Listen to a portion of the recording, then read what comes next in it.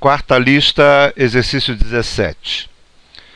No circuito RLC da figura, a resistência é 400 ohms, a indutância é 1 Henry, a capacitância é 10 microfarads e a fonte tem a sua FEM variando com 140 seno de 500 T volts. A. Determine o valor da impedância do circuito. B. O circuito está em ressonância. Se não, se sim, justifique. Se não, calcule a frequência. Bom, vamos lá. Esse é um circuito RLC, onde a gente tem os três elementos: indutor, capacitor e a resistência. E para calcular a impedância do circuito, a gente vai precisar da reatância de cada elemento. No caso, a resistência de cara é a resistência dela, né, que é 400 ohms.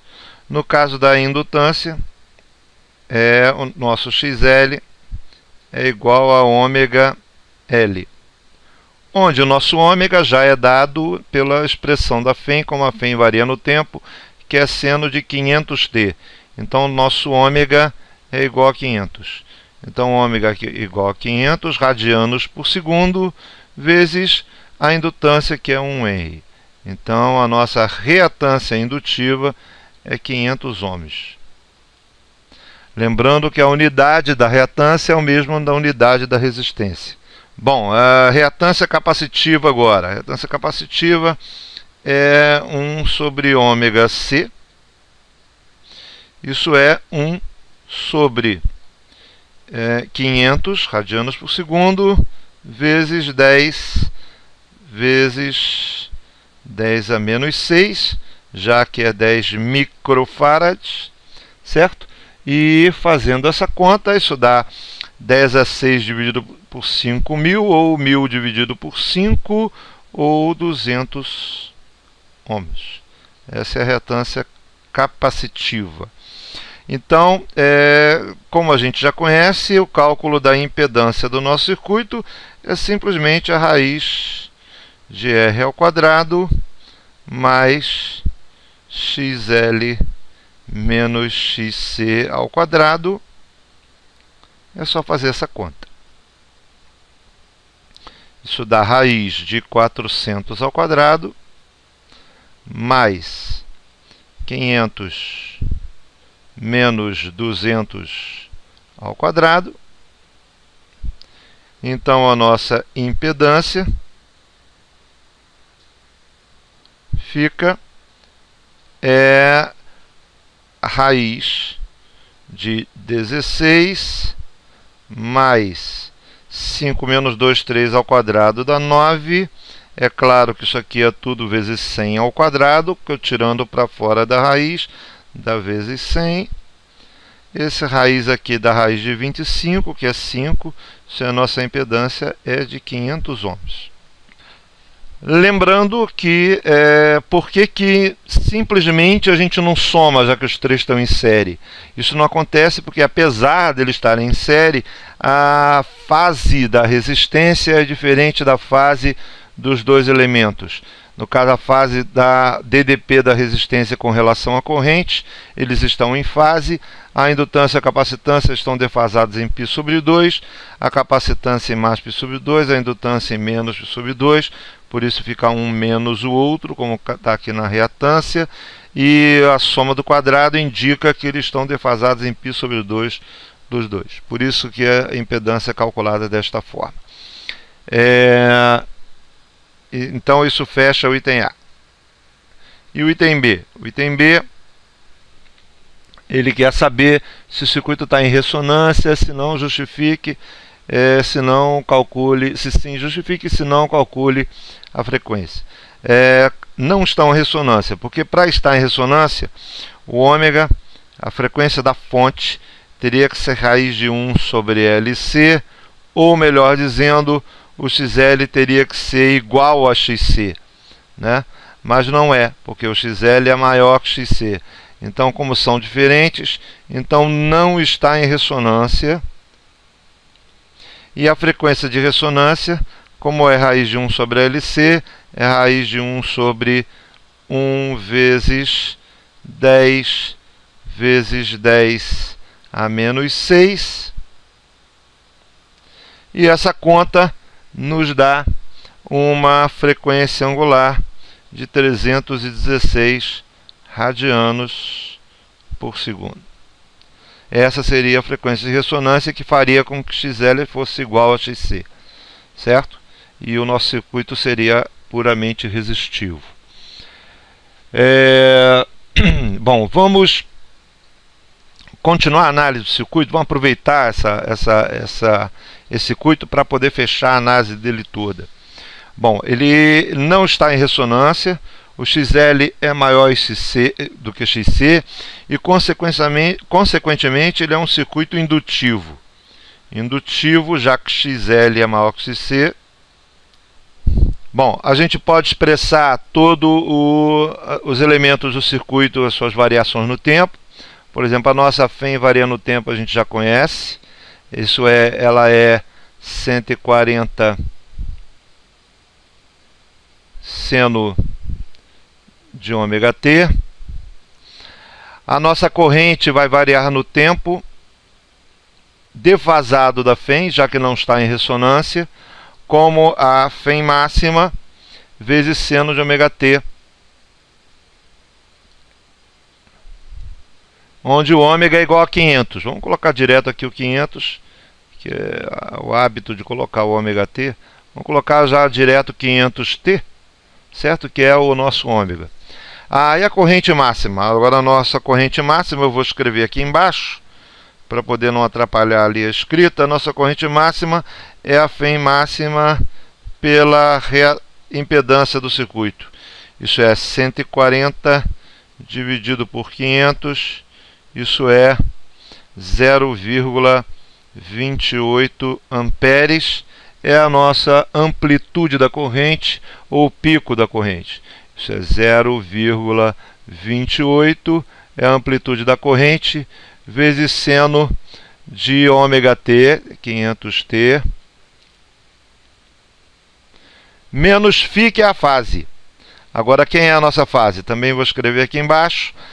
A nossa tangente de φ é igual a XL menos XC sobre R. Isso é, a nossa tangente de φ é igual a, no caso, é 500 menos 200 sobre 400, que é igual a 3/4. Isso faz com que o nosso φ seja igual a 0,64 radianos, ou, se preferirem, 36 graus. Essa é a diferença de fase entre a corrente e a FEM da fonte. Então, 0,64 radianos. Essa é como a minha corrente varia no tempo. Bom, e as nossas tensões no circuito? A tensão no circuito vai ser, no caso, o VR.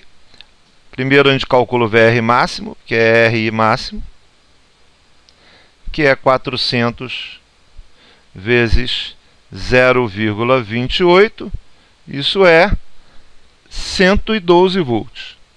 112 volts, fazendo com que o nosso VR varie no tempo de que forma? 112 volts vezes seno de 500t menos 0,64. Por que 0,64? Porque a DDP no resistor e a corrente, a gente já sabe, eles estão em fase. Ele tem a mesma fase.